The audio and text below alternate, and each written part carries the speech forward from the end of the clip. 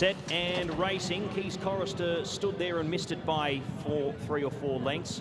Homo Deus was away fast. Pridwin the outside, working up into it. Epic Poet's trying to sit a little closer today, along with One Smooth Operator and deeper out, working up into the race as well. King of Conquest. Then came next him running was Flying Honours, third to last. Keys Chorister works up the fence, and Goya Senora is out to the end. So 2,400 metres left to go and a lap of the Meydan track, and it's Pridwin who leads narrowly. Off the fence with Homo Deus to his inside. Third in the 1-1 was King of Conquest, and Keffaaf finds himself one back on the inside, travelling strongly. From Keys Chorister, 3 back the fence, One Smooth Operator in the running line. Next was Epic Poet. From next there was Flying Honours, and then came Goya Senora. So 2,000 metres left to go as they work off the front of the course and onto the side. And Homo Deus takes over the lead once again. Leads by 3 parts on Pridwin in second. Third was King of Conquest. Fourth, Keffaaf, still travels well.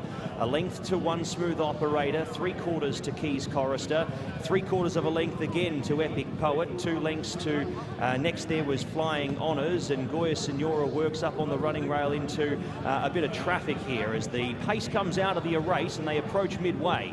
It is Homo Deus by a length and a half. Pridwin decides to drop back now off the leader. Then came Keffaaf in third on the fence. From a deeper out, King of Conquest now working up into the 1-1 eventually. Keys Chorister was next, 3 back the inside from One Smooth Operator, who tracks the international market favourite.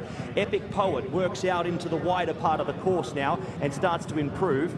Then came Goya Senora, and last of all was Flying Honours. So 1,100 metres they leave, and they head towards the 1,000-metre peg. Homo Deus still running along at okay fractions. They haven't broken 13 seconds yet. Pridwin now gets closer. Keffaaf just awaits an out here. He's had the run of the race on the inside. Then came King of Conquest, who sits 4th in running from Epic Poet, who's been 3 wide and without cover for the last 2 furlongs or so. One Smooth Operator still travels strong enough. Keys Chorister is going to track Keffaaf everywhere he goes here. Then came Flying Honours, and Goya Senora is still last. Pace really starts to come back into the event. Homo Deus and Pridwin, they pair off. Flying Honours was next. Then came King of Conquest. Keffaaf works through the inside now. It opens right up for J-Mac here, and in through comes Keffaaf, running on from the back of the field. Goya Senora along with King of Conquest, and from the back as well was Flying Honours. It's Keffaaf. He's left vulnerable up in front. Pridwin tries deeper out. King of Conquest and Epic Poet from the back. It's Keffaaf from King of Conquest. King of Conquest trying to get on level terms. Keffaaf staves him off. 3 for J-Mac on Fashion Friday. Beats home King of Conquest, who was very brave there in second. Third across Epic Poet. Next was Pridwin from Goya. Then came Flying Honours. Back in the field was Keys Chorister with One Smooth Operator, and the last one home after leading them throughout, Homo Deus. Oh, extraordinary finish for the last race of the night, the longest race. They went an absolute crawl, but it is Keffaaf who has been called the winner, and in so doing has given Michael Costa another on the day, but crucially the man we welcomed with open arms, given the legacy status of the rider. James McDonald at the treble. As you just said, it's the easy game this, just pick the absolute best of the best, and there you are. It's an easy game for world-class riders, isn't it?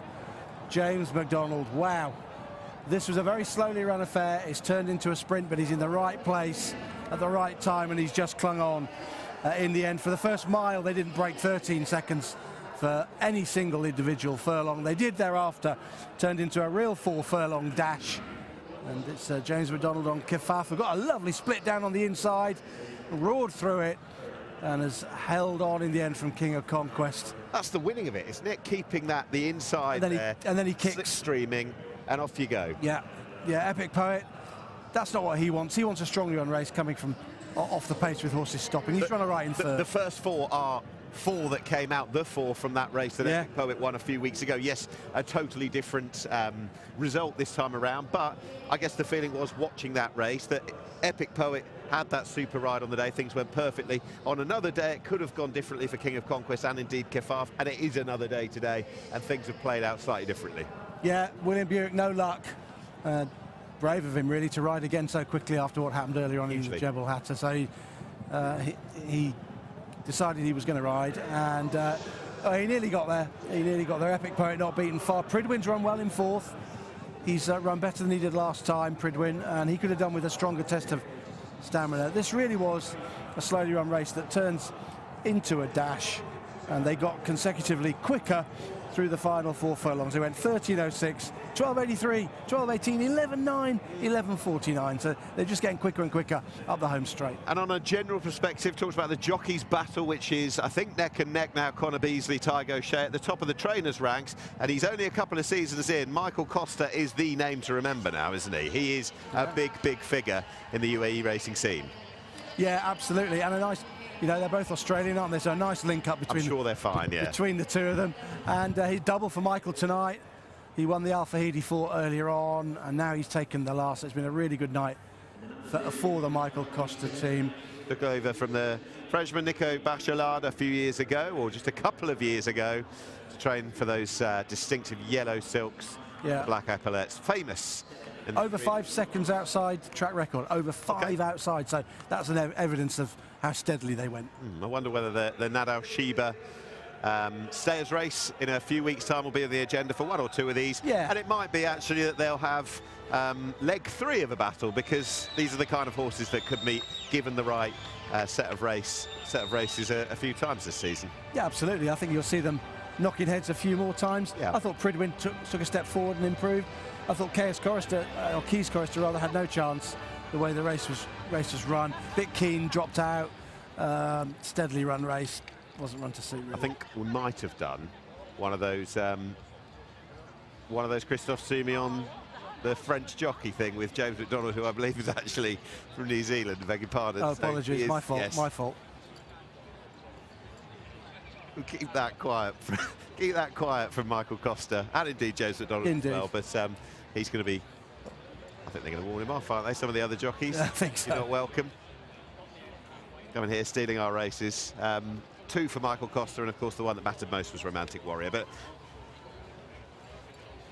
it's the 9th and final race on what's been a thrilling day of ups and downs on Fashion Friday. It's a day where James McDonald announced himself on the UAE scene.